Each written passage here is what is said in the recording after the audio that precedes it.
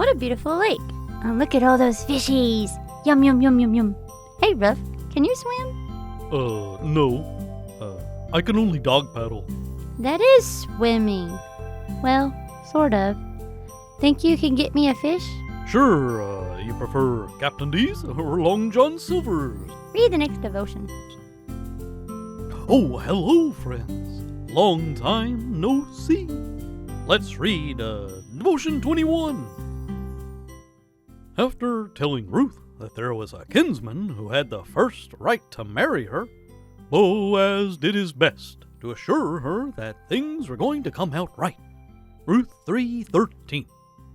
Tarry this night, and it shall be in the morning, that if he will perform unto thee the part of a kinsman, well, let him do the kinsman part.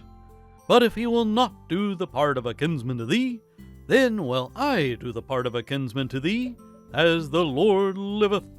Lie down until the morning. It is the last part of verse 13 that is so fascinating to me at this point.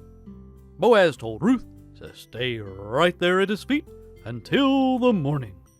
Why would he say that? The events of the book of Ruth took place during the time period of the Judges, the most dangerous time period in all of Israel's history.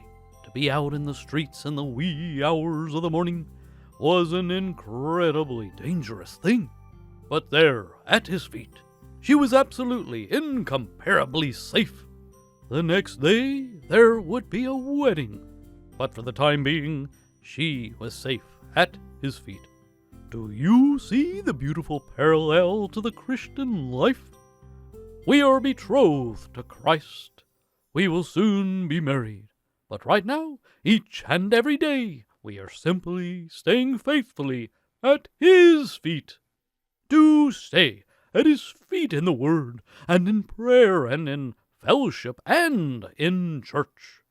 The marriage supper of the Lamb is coming.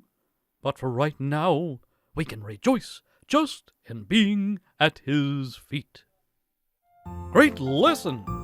Speaking of supper, did you pick a place yet? You pick, Ruff. I pick. Captain D's. I make good choices. Farewell, friends. Have a blessed day.